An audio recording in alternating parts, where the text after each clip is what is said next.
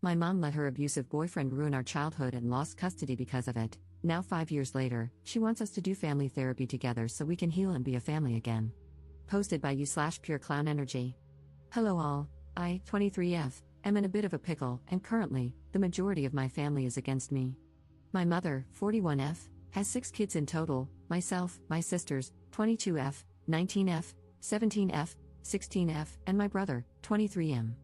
Growing up was pretty much hell for all of us. My mother never had a good track record of picking good men, and many times, my siblings and I witnessed her boyfriends beating or berating her.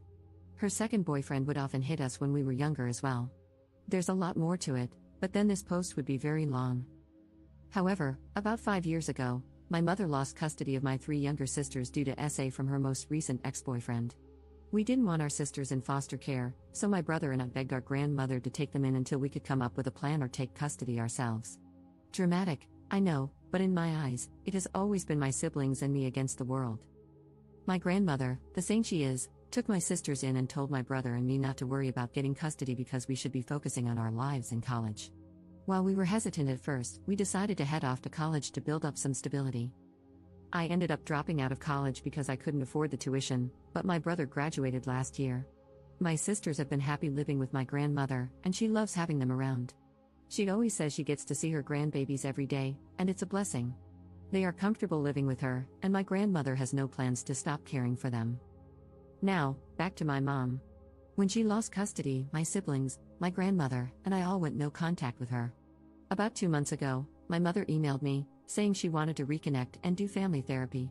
At first, I didn't mention it to my siblings because, in a sense, I felt like I was protecting them. However, she sent me a second email the following month, explaining that she had broken up with her boyfriend and really missed us. She wanted to do family therapy because she had a lot of built-up pain, and she knew we probably did as well. I talked to my grandmother about it, and she told me I should ask my siblings and let it be their choice. When I spoke to my siblings, the youngest ones were on board because they missed our mom. However, my other siblings and I were hesitant. But for the sake of my younger siblings, I responded to my mom, and we set up a time to meet. About 3 weeks ago, we met at a restaurant. My mother looked exhausted but eager to see us.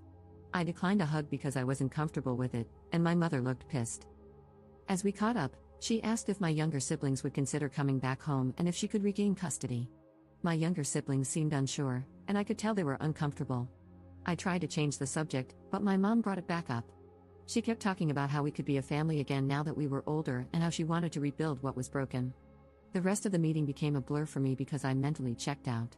A lot of buried emotions resurfaced, and I shut down. Later that night, I received an email from my mom saying she was really upset that I didn't hug her or say goodbye. She said it was giving a bad impression to my younger siblings and that they might start mistreating her as well. I'm not going to lie, that email filled me with anger because she had a lot of audacity. I didn't respond, but I soon received another email, which was just a confirmation for our first family therapy session. We had the session yesterday. It started with the usual introductory process and familiarization.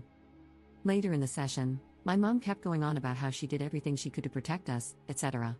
The silence from my siblings and me was loud, and the therapist asked how we felt about what she said. My other siblings stayed quiet.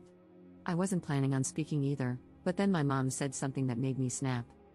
She told the therapist that I had told my siblings not to say anything because I wanted to turn them against her and that she had scheduled this session to bring us together, not tear us apart. At that moment, I lost it. I started screaming that she wasn't a good mother and that she did nothing to protect us. She constantly vented to me about her relationships and problems, which led me to internalize her issues as my own. She never protected my brother when her boyfriends beat him for trying to defend her or my sisters. She never even thought to report her ex when my sisters first came to her about the abuse they suffered at his hands. I went off about a lot of other things, but by that point, she was bawling, and so were my siblings. I told the therapist that if anyone was splitting the family up, it was her, with her stupidity, ignorance, and outright neglect. I was breathing heavily after my outburst, and looking back, I'm not proud of how I lost control. The therapist suggested we take a break, but I told them I was done. I refused to sit there and listen to her try to blame me for her actions and problems. The session ended quickly after that. Later that night, my phone started blowing up with calls and texts from my mother's side of the family. They berated me, saying I was a horrible person for hurting my mother and making her feel terrible. They ranted about how she was trying to turn over a new leaf and rebuild a relationship with us. After all the calls and texts, I've been feeling like a crappy person for what I said to my mom. So, honestly, am I the jerk here? Up in the comments. I honestly don't even know where to begin.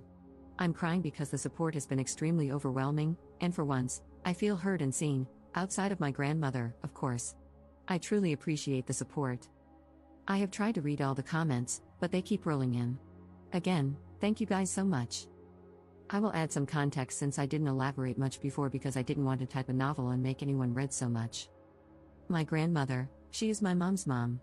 She cut my mom off because my mom would constantly steal money from her or sneak boys into the house, knowing my grandmother wouldn't approve. My grandmother is an SA survivor of my grandfather, my mom's dad. She actually took him to court to get him arrested, which is why she is essentially the black sheep to the majority of our family. My grandmother explained to me when I was much older that our family has a lot of SA history involving family members. Our family is highly religious and believes that we should pray over them every day to heal them. Why I felt awful, my mother is also a victim of abuse, and I felt like a hypocrite for calling her out and saying what I did, as if I wasn't taking her abuse into account. However, as many of you have mentioned, even as a victim, she still allowed the abuse to happen. I think reading that is what made me start crying. My siblings and I never got counseling because we just thought it was our fault that we experienced the abuse. In our past conversations, we often try to carry the burden of not protecting our mom more. My mom's side of the family, they are enablers and abusers themselves. My grandmother has countless stories about them. I feel as though a part of them wants my siblings and me to make up so we can appear to be a happy family. They have a serious issue with appearances.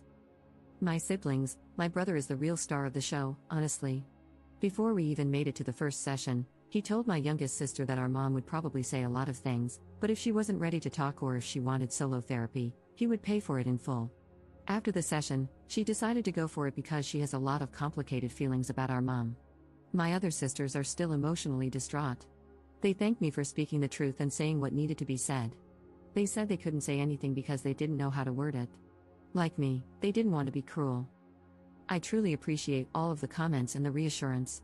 I sent my grandmother the post, and she said all of you guys are rock stars and that the majority of you are right, that my mother is a C&T.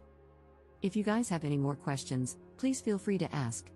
This has been a huge step for me in getting my own therapy because I let a lot of this build up over the years. My tangent to my mom went on for a few minutes before I had to stop because I was so pissed. Update 1 day later. Hey all, update for those who wanted it. Also, heavy abuse trigger warning because I will get emotional and vent a bit later on in this update. If you are a childhood abuse survivor, I wouldn't recommend reading past this since it could possibly be triggering. My siblings and I have decided to go no contact with our mother for good. It was a hard conversation this morning, and I felt like a jerk again. I felt like my outburst persuaded them to make that decision so I wouldn't be upset with them. Yet they reassured me throughout the whole conversation that they didn't like that she didn't even apologize, even when she had the opportunity to. My siblings and I are still struggling with the fact that she won't change, and she probably never will. The driving force for it was the email I got from my mother at 4 a.m. today. I copied and pasted it here.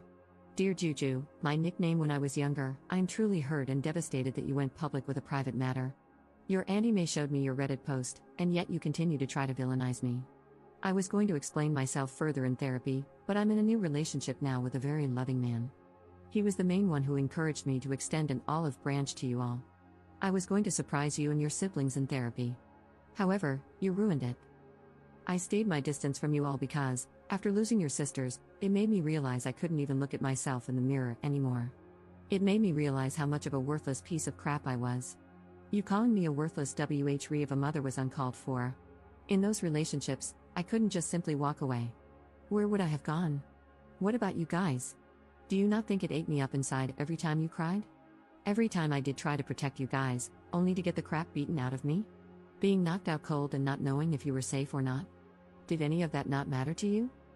I'm trying to redeem myself while also being a victim, and you simply can't get your own head out of your rear. You bitch and complain about your pain, not realizing I was a victim too, Juju. We all were. I hate to sound harsh, but you're an adult and can hear these things now. I tried my damn hardest to protect you all. For you to crap on all my effort in your rant and call me almost every name in the book in front of our therapist, your siblings, and the blatantly visible disrespect to me? All of it was truly uncalled for. I will not have contact with you until you apologize to me for what you said. You broke my heart, Juju, but Mama still loves you. And me going no contact with you is to show that you can't just hurt someone because you yourself are hurting. I will be over to see your sisters later at my mom's place to talk one-on-one with them. I would appreciate it if you were there to apologize.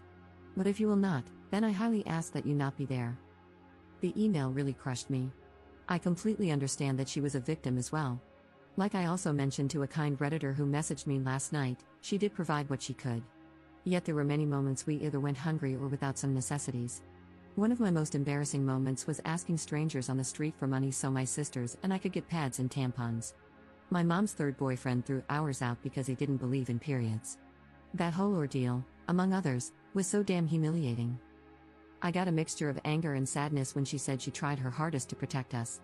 Where was that determination when her boyfriends would beat the hell out of me and my older brother because we didn't want them alone with our sisters or touching our younger sisters? Where was she when she heard me getting essayed in the room right next to her and heard me screaming for her? It's just an overwhelming sorrow because, in her eyes, she did her best. But in my eyes, she did absolutely nothing, and I told her as much, and then some, in our session. Like many of you pointed out, she may have been a victim, but she did nothing to protect us. I have to sit with that for the rest of my life? My siblings have to deal with that for the rest of their lives. I have to work through all the damage she caused while she gets to play hero and have her redemption arc? I'm done with her, and I'm happy to know the feeling is mutual according to her. She did call my grandmother this morning during breakfast and demanded that she let her see her kids. My grandmother told her that she could try, but she wasn't coming past the gate unless my sisters wanted her to. My grandmother put her phone on speaker and asked my sisters if they wanted to see her. My youngest sister actually responded this time and said no. And not for a very long time, at the minimum. My mom tried to scream at my grandmother, but I could hear her voice cracking from trying not to cry on the phone. My grandmother told her she could go F herself, not to call her again. After that, the conversation about no contact went into overdrive. My siblings have their own memories of her to account for. They aren't comfortable with me sharing them, so I really just shared mine and a bit of my brother's. It's all just so surreal to me. I thought that maybe she was actually okay with being alone, but here she is, not being truthful about when she broke up with her most recent ex. I didn't ask because I don't even care anymore. Yet she's already in a new relationship? It's hard to grasp that my mother just can't be alone. I even feel disgusting calling her my mother because it stings to know that she never really was a mother. Not to me or my siblings. For my family members who have been messaging me, I just blocked them on every social media platform. They stopped trying to call me since I set up my phone with an app to reject all calls from unknown numbers that aren't in my contacts. As for my mom, I copied and posted my response here. Victoria, since you are no longer my mother, I have no need for formality. You make me absolutely sick to my stomach. You know the pain you caused me and my siblings. You know you didn't do crap. You know that you never even had a grain of maternal instinct. If you did, you never would have allowed us to get hurt. I know you can't sleep at night with those thoughts running around in your head. I hope for the rest of your life, it eats you up inside. Your new boy toy will be the only thing by your side when you're frail and almost dust. I'm done allowing you to hurt not only me but my brother and sisters as well. You have no right to try to prance your happy, fake face into our lives now that you see we are doing well without you. It hurts, doesn't it? To know that even through all the BS, we are 10 times better people than you could ever imagine in your twisted little head. You don't have to worry about me contacting you. I will have nothing to do with you. Even after your death, I will have no connection and, hopefully, no memories of you. You may still be alive and breathing, but to me, you are a shallow corpse of a stranger, and I intend to keep it that way. You live in a fantasy world, and I hope on your deathbed, you have such a crippling feeling of regret that you croak on the spot. Don't ever contact me or my siblings again. My brother wants you to know he'll spit on your grave if he ever finds out you died, so sleep well with that, you effing beach. I'm not too proud of my response, but at this point, she is dead to me. She should have been a long time ago, but it felt so good to get that pain from the most internal part of my chest. I'm pretty sure she won't put up a fight since my words hurt her so much. If she does and her antics are crazy enough, I'll update again. However, for now, I'm taking a well-deserved break and signing myself up for therapy. I realize I have a lot of anger and resentment built up that I need to work through correctly and positively. Thank you all for the support and kind messages. I will be posting some of them on a vision board to help me through therapy. Thank you, Reddit, so much for being here in a time of need for a stranger.